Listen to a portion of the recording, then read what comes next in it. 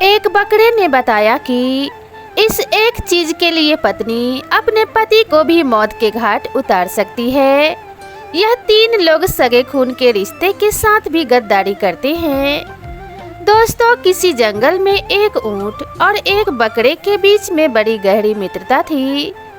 वे हमेशा साथ साथ घास चरते थे, साथ साथ खेलते कूदते थे, साथ साथ आराम करते थे।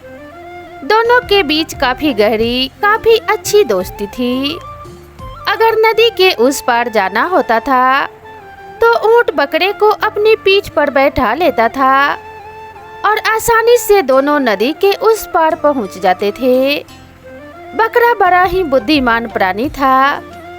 वह अक्सर अपने ज्ञान से ऊंट का मार्गदर्शन करता था। एक दिन ऊंट ने बकरे से कहा, मित्र, मैं तुम्हें पीठ पर बैठाकर दूर देश के लिए ले चलता हूँ। तुम कोई ऐसी कहानी सुनाते चलो जिससे ज्ञान भी प्राप्त हो और सफर भी आसानी से कट जाए। तब बकरा कहता है, मित्र, मैं हमेशा की तरह आपको एक ज्ञानवर्धक कहानी सुनाता हूँ। यह कहानी हमारे लिए एक बहुत ही अनमोल सीख देकर जाएगी। तो आपसे निवेदन है कि इस कहानी को ध्यान देकर सुने। मित्रों, अब तो बकरा ऊंट को वो कहानी सुनाना प्रारंभ कर देता है और कहता है, मित्र, ऐसे कौन से तीन लोग होते हैं जिन पर कभी विश्वास नहीं करना चाहिए? अगर आप उन पे विश्वास करते हैं तो ये तीन लोग सगे खून के रिश्ते के साथ भी गद्दारी करते हैं। बहुत समय पहले की बात है। एक बहुत ही सुंदर नगर था। उस नगर में एक चोर अपने परिवार के साथ रहता था। छोटी मोटी चोरी करके वह अपने परिवार का पालन पोषण करता था। मित्रों, जो चोर था वह चोरी तो करता ही था, लेकिन उसके चुराए हुए धन से उसके परिवार का ठीक से पालन पोषण नहीं हो पाता था। इसलिए चोर हर समय चिंतित और दुखी रहता था। एक दिन चोर अपने घर के द्वार पर बैठा हुआ सोच रहा था कि मैं नगर में चोरी करता हूँ, लोगों के घरों में डाका भी डालता हूँ, फिर भी मैं दुखी रहता हूँ।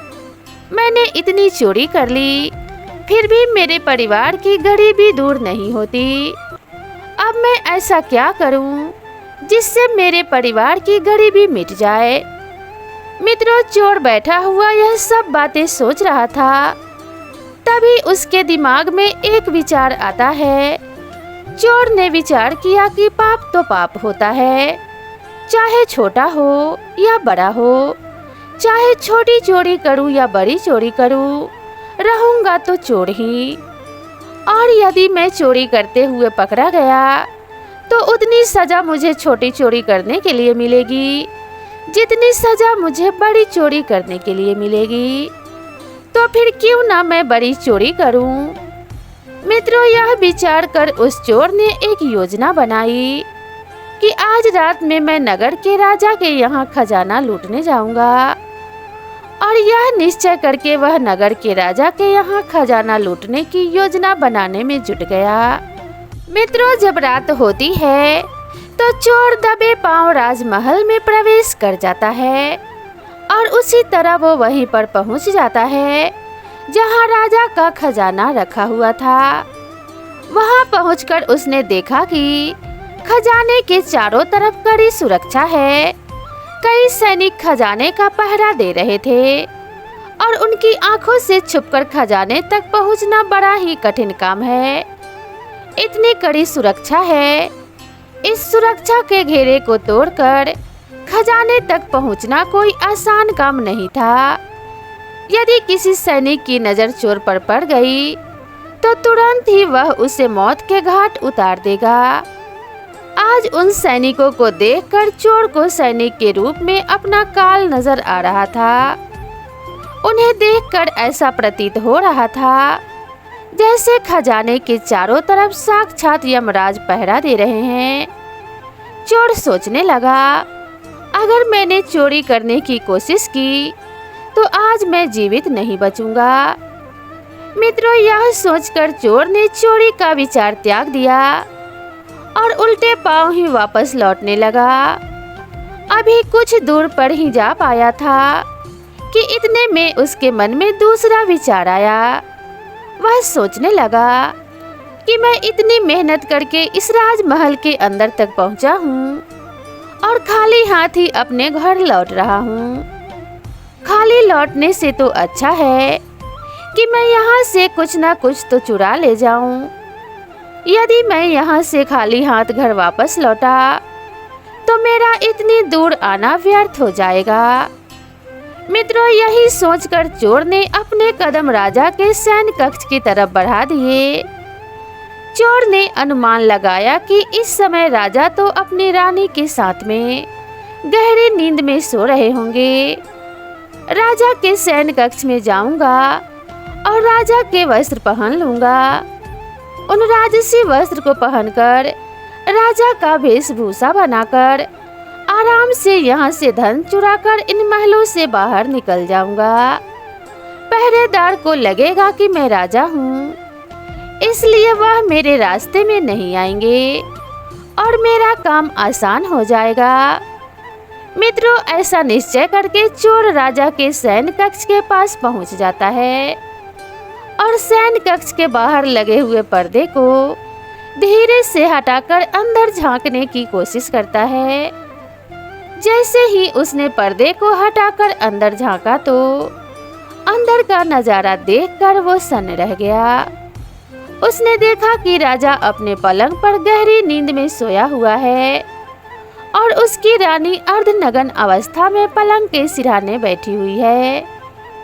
रानी को जागता हुआ देखकर चोर के हाथ पैर फूल जाते हैं और चोर एक तरफ दीवार से सटकर खड़ा हो जाता है। रानी के सो जाने का इंतजार करने लगता है।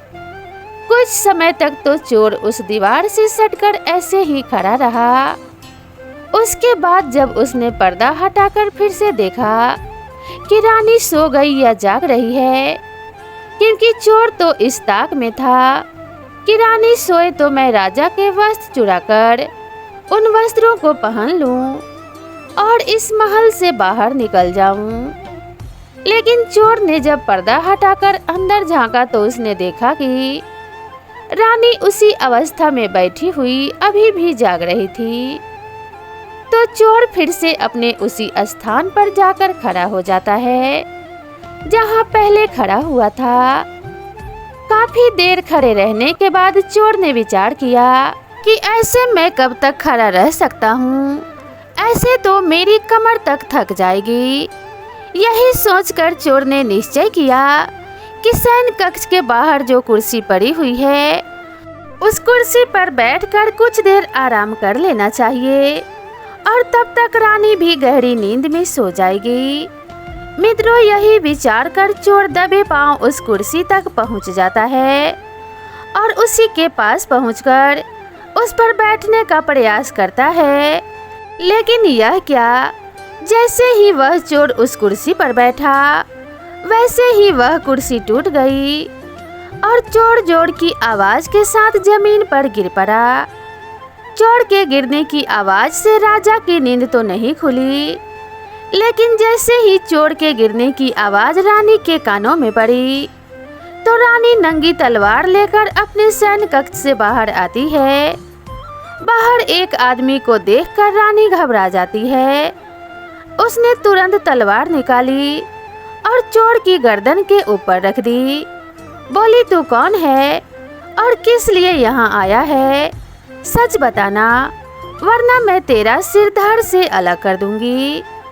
मित्रों, जैसे ही रानी की तलवार ने चोर की गर्दन को छुआ तो चोर डर के मारे थर थर कांपने लगा। उसका पूरा शरीर पसीने से सराबोर हो गया। चोर हाथ जोड़ते हुए रानी से बोला कि रानी साहिबा, मेरी जान बख्श दो। मैं गरीब आदमी हूँ और चोरी करने के उद्देश्य से ही आपके इन महलों में आया हूँ। हे महारानी, मैं आपके ही नगर का एक छोटा सा चोर हूँ और छोटी मोटी चोरी करके ही अपने परिवार का पालन पोषण करता हूँ। आप मुझे मार दोगी तो मेरे बच्चे अनाथ हो जाएंगे। हे रानी साहिबा, मैं आपको वचन देता हूँ कि आप इस बार मुझे छोड़ दो। आज के बाद मैं फिर कभी इन महलों में चोरी करने नहीं आऊँगा।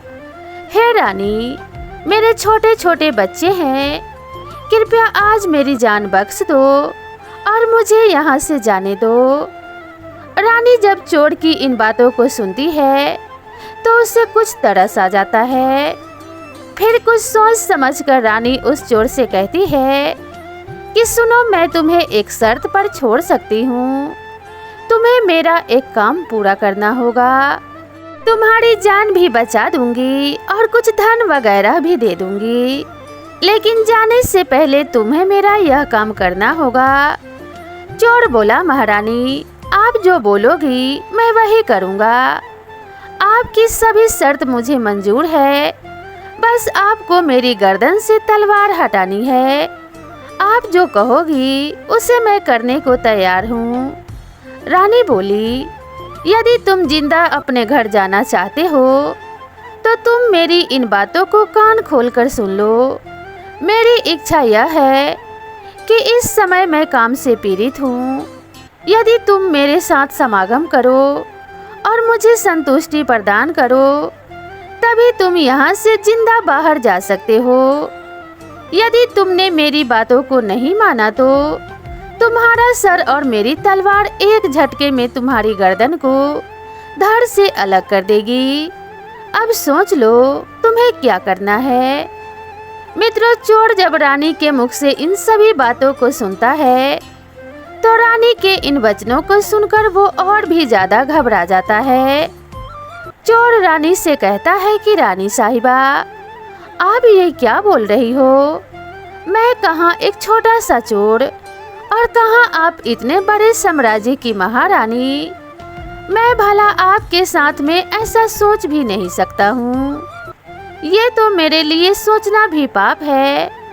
मेरी इतनी औकात नहीं जो मैं आपके साथ ऐसा करने की सोचूं। रानी ने कहा, देखो, मुझे मत समझाओ कि क्या सही है और क्या गलत है। मैं कुछ सुनना नहीं चाहती। वास्तव में तुम्हें जान प्यारी है तो मैं जैसा कहती हूँ वैसा ही करो, वरना तुम मरने के लिए तैयार हो जाओ। मित्रों, रानी का ऐसा प्रस्ताव सुनकर चोर की जान हलक में अटक गई। वह सोचने लगा कि आज तो मैं बड़ी मुसीबत में फंस गया हूँ। मैंने रानी की बात नहीं मानी तो रानी मुझे मौत के घाट उतार देगी। यदि मैंने रानी की बात मान भी ली तो यह बात जब राजा को पता चलेगी तो राजा मुझे कहीं का नहीं छोड़ेगा। मित्रों, चोर बड़ी दुविधा में फंस गया और चोर सोचने लगा, अब मुझे क्या करना चाहिए? कैसे मैं इस मुसीबत से बाहर निकलूं? काफी देर सोच विचार करने के बाद जब उसकी राहत नजर आई तो उसने रानी के साथ समागम करने की बात को स्वीकार कर लिया और रानी से हाथ जोड़कर बोला कि रानी साहिबा, मैं आपके साथ समागम के लिए सहमत हूँ, लेकिन उससे पहले मैं आपसे 5 मिनट की मोहलत चाहता हूँ। मुझे बहुत जोरों की लघु शंका लगी है। पहले आप मुझे लघु शंका से निवृत्त हो जाने दो, उसके बाद आप जैसा कहेंगी मैं वैसा ही करूँगा।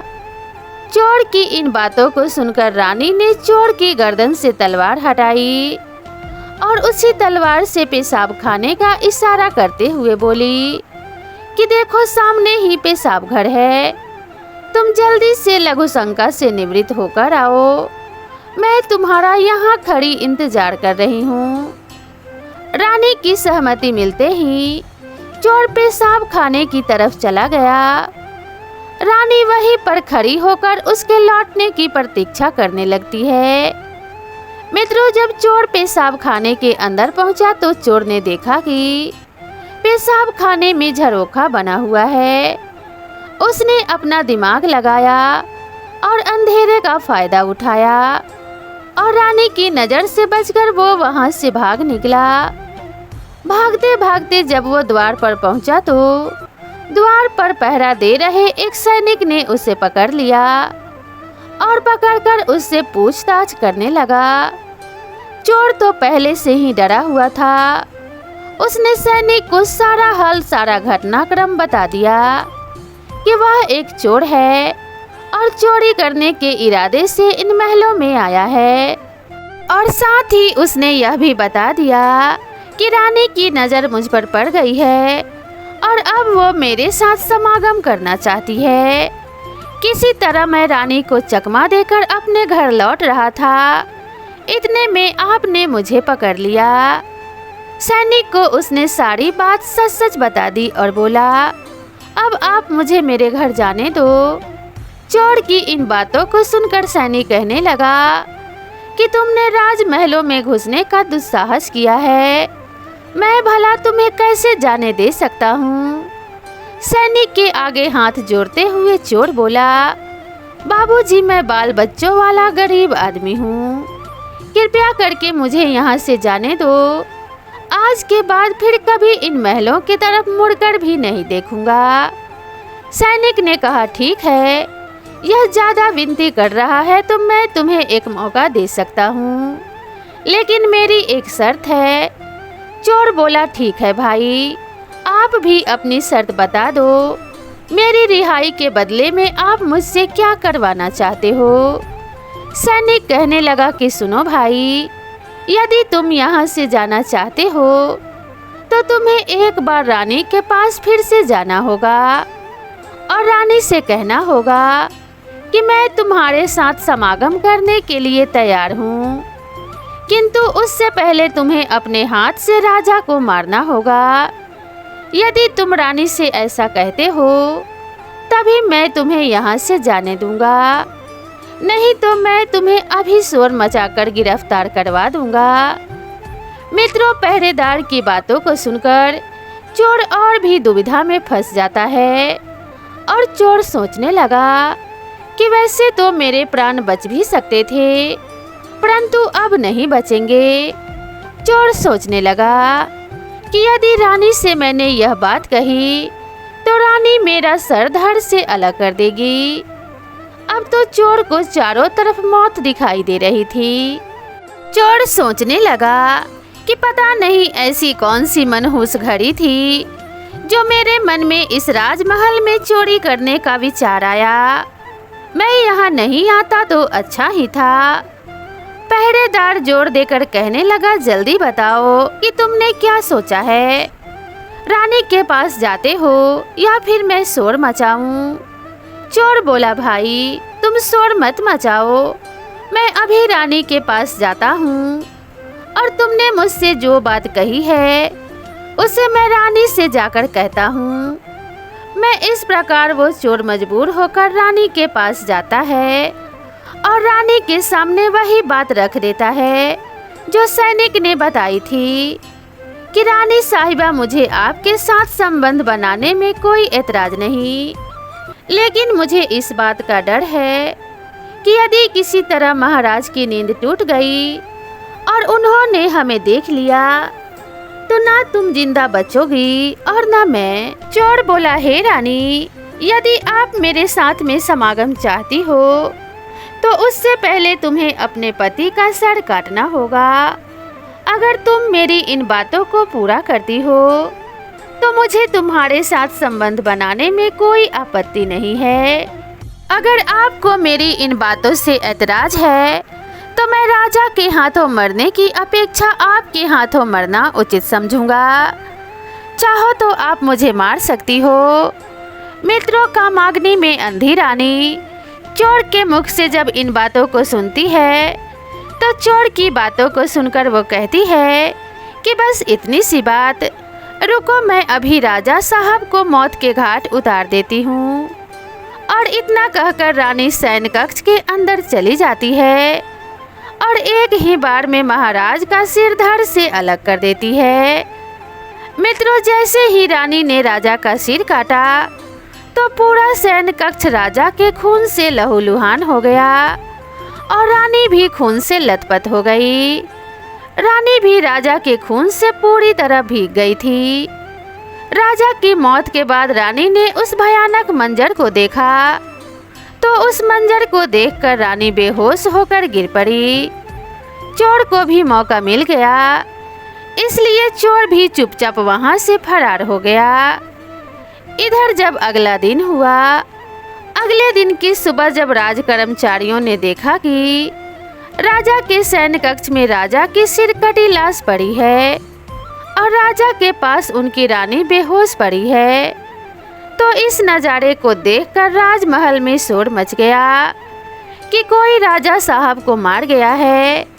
मगर राजा साहब को मारने वाला कौन था, इस बात का पता नहीं चल पा रहा था। कोई समझ नहीं पा रहा था कि राजा साहब को आखिर किसने मारा। बहुत सोचने के बाद भी किसी को कुछ पता नहीं चल पाया। लोग बड़े आश्चर्यचकित थे कि इतना कड़ा पहरा होने के बाद भी भला राजा साहब को कौन मार गया। रानी भी दहाड़े मार मार कर रो रही थी, उसका भी बुरा हाल था। राज कर्मचारियों ने काफी तलाश किया, लेकिन किसी को यह पता नहीं चला कि राजा साहब को किसने मारा है। मित्रों, इस रहस्य को पूरे राजमहल में वो एक सैनिक ही जानता था, जो कल रात उस चोर से मिला था। उसे पक्का यकीन था कि रानी और चोर में से किसी एक ने ही राजा को मारा है, परंतु उसने इस बात की चर्चा किसी से नहीं की, क्योंकि उसे ऐसा लगता था कि यदि मैंने किसी को इस बात के बारे में बताया तो कोई भी मेरी बातों पर यकीन नहीं करेगा, उल्टा मुझे ही दोषी ठहराया जाएगा। यही सोचकर उसने अपना मुंह बंद रखा। और दूसरा कारण भी था कि जब सभी लोग राजा के अंतिम संस्कार की तैयारियां कर रहे थे, उसी समय रानी ने घोषणा कर दी थी कि वह अपने पति के साथ में सती होना चाहती है। जब लोगों ने सुना कि रानी अपने पति के साथ में सती होना चाहती है, तो इस घोषणा से उनके भी मुंह बंद हो गए, जो दबे जुबान रानी पर संदेह जता रहे थे, क्योंकि रानी अगर राजा साहब की हत्या करती तो फिर वो राजा साहब के साथ सती क्यों होती। मित्रों, जब राजा के अंतिम संस्कार की तैयारियां पूरी हो गई तो राजा के मृत शरीर को शमशान घाट ले जाया गया और शमशान घाट ले जाकर राजा के अंतिम संस्कार के लिए चिता सजाई गई। रानी भी अपने पति के साथ चिता पर जाकर बैठ गई। सब नगरवासी बारी बारी से चिता पर लकड़ियां लगाते जा रहे थे और राजा रानी को प्रणाम करते हुए आगे बढ़ते जा रहे थे। सभी लोगों की जुबान पर एक ही बात थी कि रानी अपने पति से बहुत प्यार करती है, इसलिए जिंदा ही अपने पति के साथ में सती होने जा रही है। मित्रों, इसी क्रम में जब उस सैनिक की बारी आई जो इस रहस्य को जानता था, वह सैनिक जब राजा की चिता पर लकड़ी रखने पहुंचा तो उसने धीरे से रानी के कान में कहा, महारानी, आप तो सती हो जाओगी, फिर मेरी जिज्ञासा का समाधान कौन करेगा। रानी ने कहा, कैसी जिज्ञासा? तो सैनिक बोला, रानी साहिबा, जाते जाते मुझे इतना तो बता दो कि राजा साहब को किसने मारा है, उस चोर ने जो कल तुम्हारे महलों में आया था या फिर आपने? मित्रों, सैनिक के मुंह से जब रानी ने इन शब्दों को सुना तो रानी इन शब्दों को सुनकर एकदम से चौंक पड़ी। वह समझ गई, इसका मतलब इस भेद के बारे में यह सैनिक जानता है। रानी ने कहा कि सुनो सैनिक, राजा को ना तो मैंने मारा है और ना ही उस चोर ने मारा है। अगर तुम्हें यह रहस्य जानना है कि राजा को किसने मारा है, तो उसके लिए तुम्हें नगर के बाहर उत्तर दिशा में जो जंगल है, उस जंगल में जाना होगा। उस जंगल में एक बुढ़िया अपनी कुटिया बनाकर रहती है। वो बुढ़िया ही तुम्हें यह बता सकती है कि राजा को किसने मारा है। मित्रों, रानी का उत्तर सुनकर उस सैनिक की जिज्ञासा और बढ़ गई। वह जल्द से जल्द इस रहस्य को जानना चाहता था। उसने राजा की चिता पर लकड़ी रखी और अन्य लोगों की तरह वह भी प्रणाम करके आगे बढ़ गया अगला दिन होता है। अगले दिन की सुबह वो सैनिक रानी के बताए अनुसार जंगल को चल देता है। जब जंगल के नजदीक पहुंचा तो उसे वहां पर कुटिया दिखाई दी जिसमें वह बुढ़िया रहती थी। सैनिक उस बुढ़िया के पैर पकड़कर बोला कि हे माँ, मैं एक रहस्य जानने के लिए आपके पास आया हूँ। मैं यह जानना चाहता हूँ कि राजा साहब को किसने मारा है। मित्रों, सैनिक की इन बातों को सुनकर वो बुढ़िया बोली, बेटा, अगर तुझे यह रहस्य जानना है कि राजा साहब को किसने मारा है तो उसके लिए तुझे एक काम करना होगा। बेटा, मेरी कुटिया के सामने एक बकरा बंधा हुआ है। तुझे यह रहस्य जानना है तो तुझे अपनी तलवार से एक ही बार में उस बकरे की गर्दन को काटना होगा। जैसे ही तू उस बकरे की गर्दन को काटेगा वैसे ही उस बकरे का धड़ वहीं गिर जाएगा और उसका सिर हवा में उड़ने लगेगा। बेटा, जैसे ही उस बकरे का सिर हवा में उड़ने लगे वैसे ही तुम उस बकरे के कान पकड़ लेना। बकरे का सिर तुम्हें जिस जगह पर ले जाए तुम वहां चले जाना। उस स्थान पर पहुंचकर तुम्हें तुम्हारे प्रश्नों का उत्तर मिल जाएगा कि राजा को किसने मारा है। मित्रों, जैसे ही सैनिक बुढ़िया के इन वचनों को सुनता है तो तुरंत ही कुटिया से निकलकर बाहर आ जाता है। कुटिया के बाहर निकलकर सैनिक देखता है कि सचमुच कुटिया के बाहर एक बकरा बंधा हुआ है। बकरे को देखकर सैनिक तुरंत अपनी तलवार निकालता है और एक ही बार में बकरे का सिर धड़ से अलग कर देता है। मित्रों, बकरे का सिर कटते ही सिर हवा में उड़ने लग जाता है। सैनिक ने झट से उसके कान पकड़ लिए। बकरे के सिर के साथ सैनिक भी हवा में उड़ने लगता है। काफी देर बाद वो सैनिक को लेकर एक भयानक जंगल में चला जाता है। वहां पर एक बड़ी सी गुफा बनी हुई थी। उस गुफा के द्वार पर जाकर बकरे का सिर नीचे उतर जाता है। सैनिक सोचने लगा कि इस जंगल में मुझे कोई मनुष्य दिखाई नहीं दे रहा है, फिर मेरे सवालों का जवाब कौन देगा? इस रहस्य से पर्दा कौन उठाएगा कि राजा को किसने मारा है? जिस गुफा के सामने खड़ा हुआ वो सैनिक यह सोच रहा था। मित्रों, वो एक राक्षस की गुफा थी जिसमें राक्षस अपनी बेटी के साथ में रहता था। जिस समय वह सैनिक गुफा के सामने पहुंचा उस समय शाम हो चुकी थी और उस समय राक्षस अपनी बेटी को गुफा में अकेला छोड़कर भोजन की तलाश में गुफा से बाहर बहुत दूर जा चुका था।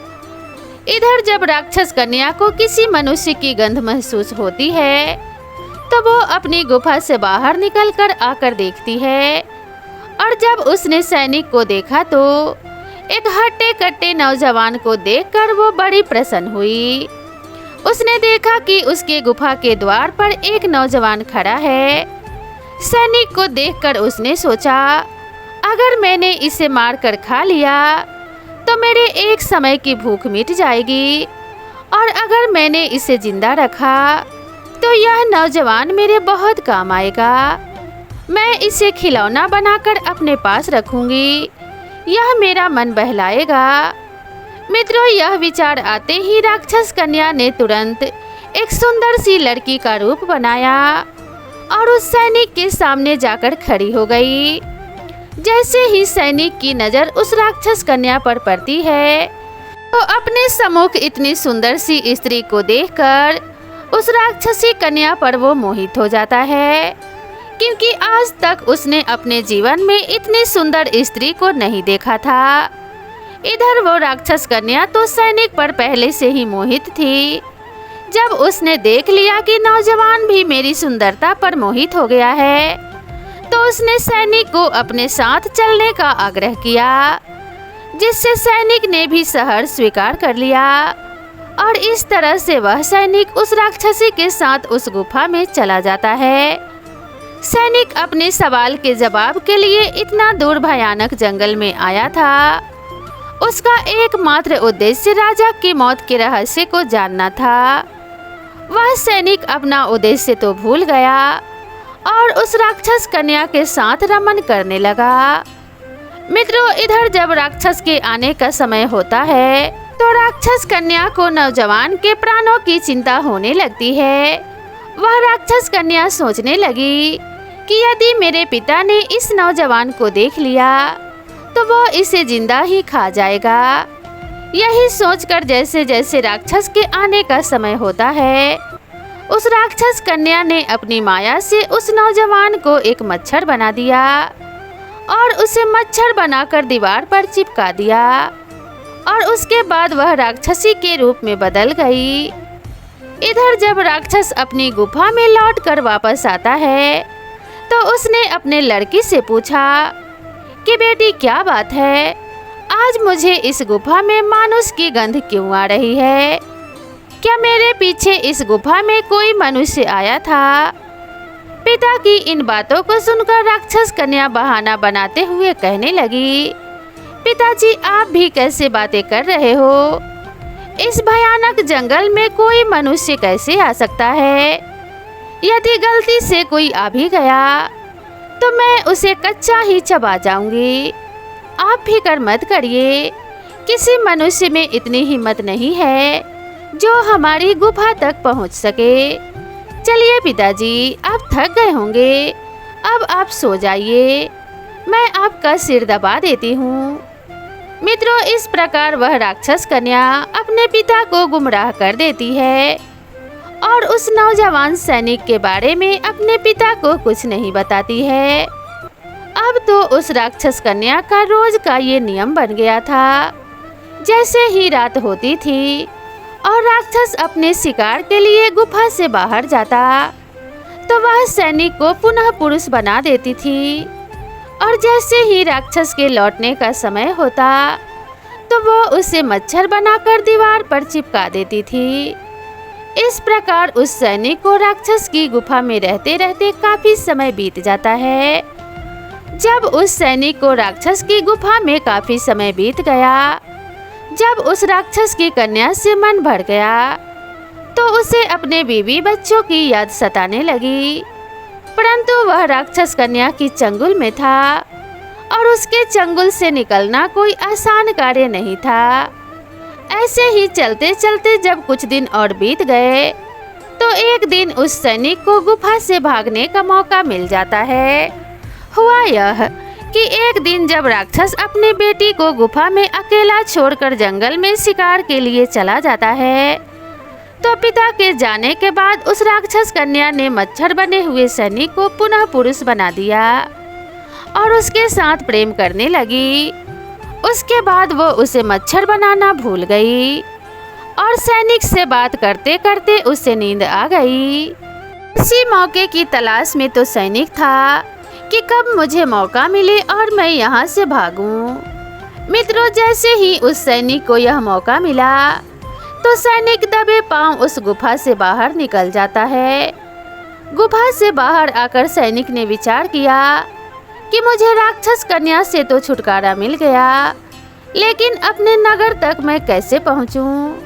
मुझे तो अपने नगर का रास्ता भी नहीं पता है। फिर भी सैनिक ने हार नहीं मानी। उसने ईश्वर का नाम लिया और वैसे ही एक दिशा की ओर दौड़ लगा दी। कई दिनों तक भागने दौड़ने के बाद आखिर वह अपने नगर पहुंच जाता है। जब वह अपने नगर में पहुंचा और अपने परिवारजनों से मिला, अपने बीवी बच्चों से मिला, तो उनसे मिलकर उसे बड़ा अच्छा लगा। अपने परिवार से मिलते हुए सैनिक सोच रहा था कि अच्छा हुआ जो उस राक्षस कन्या की आंख लग गई और मैं वहां से भाग आया। यदि मुझे यह मौका नहीं मिलता तो ना जाने कब तक वो मुझे अपने पास मच्छर मक्खी बनाकर रखती।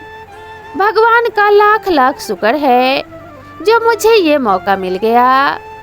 मित्रों, इस प्रकार उस सैनिक को अपने घर आए हुए भी काफी दिन बीत जाते हैं। जब काफी समय उसने अपने घर पर बिता लिया तो उसे फिर से उस राक्षस कन्या की याद सताने लगती है। सैनिक सोचने लगा कि कितनी सुंदर थी वो स्त्री, मेरा कितना ख्याल रखती थी। मुझे इस तरह से उसे अकेला छोड़कर नहीं आना चाहिए था। उसने मेरा कितना ख्याल रखा, मुझे इतना प्यार दिया, और मैंने उसके साथ में क्या किया। मैं तो आते समय उससे मिला तक नहीं। मुझे इस तरह उसे छोड़कर नहीं आना चाहिए था। मित्रों, इस तरह की बातें जब सैनिक के मन में आता है तो उसकी बेचैनी बढ़ने लगती है। अब तो रात दिन वो उस राक्षस कन्या की ख्यालों में खोया रहता था। अब तो ना उसे रोटी अच्छी लगती थी, ना पानी। सारे दिन उसके ही बारे में सोचता रहता था।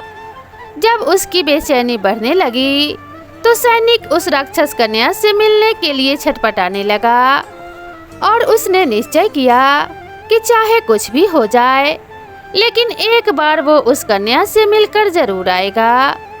यह निश्चय करके उस बुढ़िया के पास में वह सैनिक पहुंच जाता है और उस बुढ़िया से हाथ जोड़कर कहता है, माँ जी, जिस स्थान पर आपने मुझे पहले भेजा था उसी स्थान पर मैं दोबारा से जाना चाहता हूँ।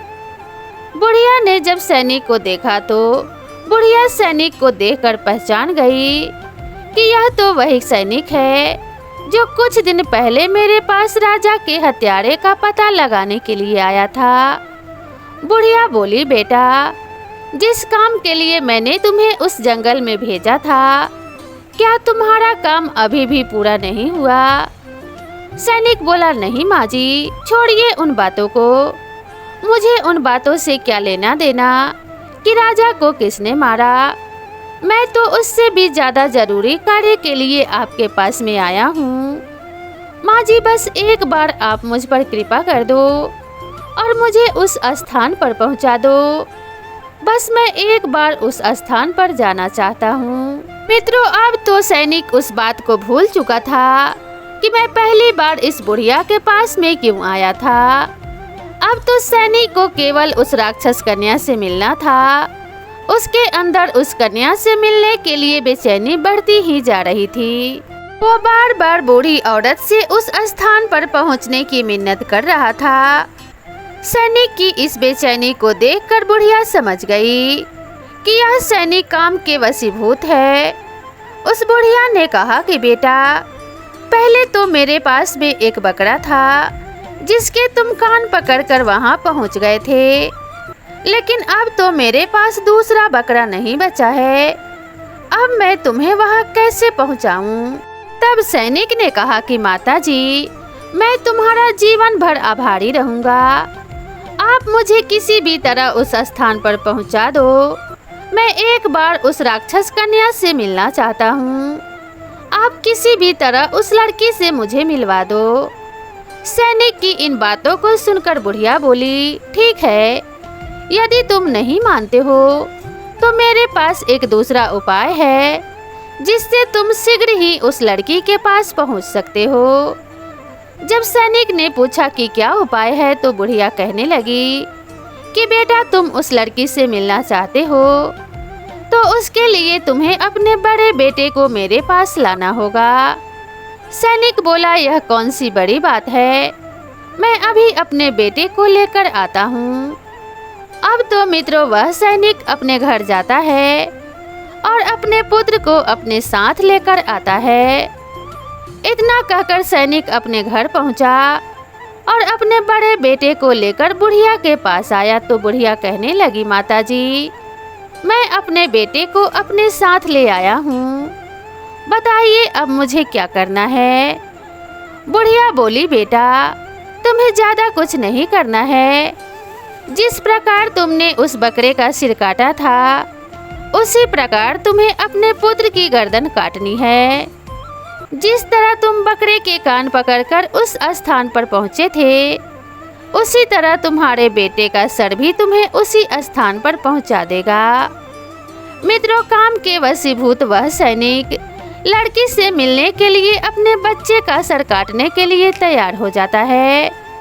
जैसे ही सैनिक अपने बेटे का सर काटने के लिए तलवार उठाता है, ऐसे ही वह बुढ़िया उस सैनिक का हाथ पकड़ लेती है और कहती है, ठहरो नौजवान, यही तुम्हारे प्रश्न का जवाब है।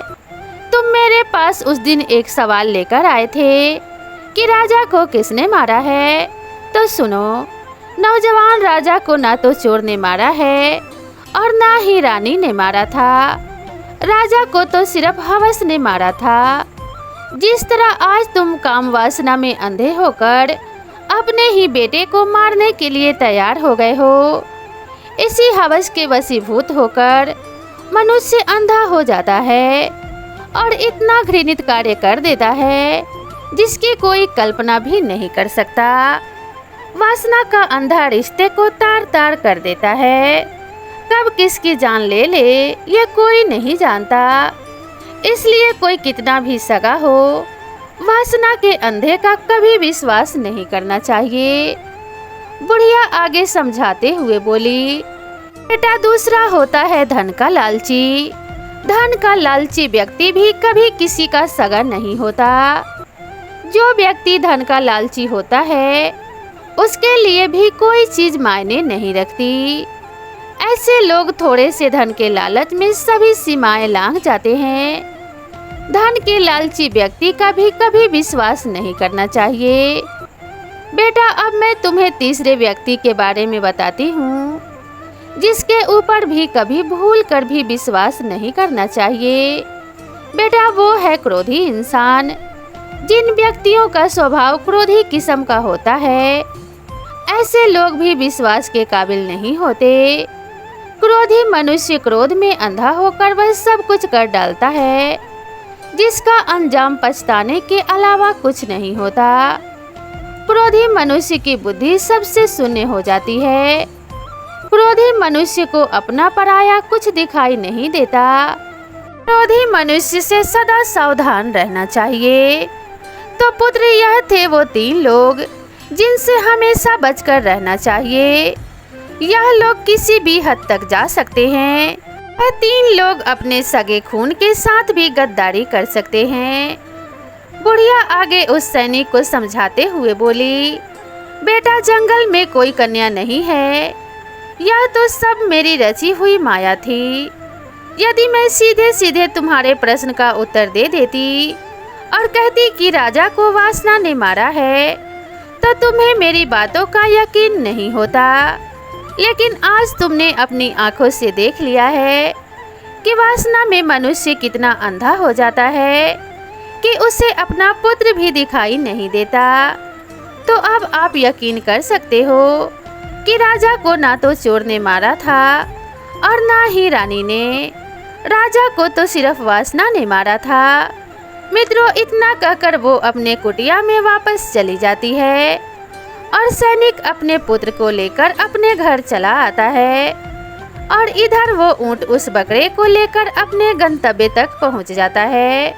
ऊंट कहने लगा, मित्र बकरे, तुमने ऐसी कहानी सुनाई, वास्तव में बड़ी ही रोचक कहानी थी। इस कहानी से हमें बहुत कुछ सीखने को मिला है। इस प्रकार बकरे की कहानी समाप्त होती है। मित्रों, इस कहानी के विषय में आपकी क्या राय है, कमेंट बॉक्स में ज़रूर बताएं। तो चलिए मिलते हैं आपसे अगली वीडियो में। तब तक के लिए नमस्कार।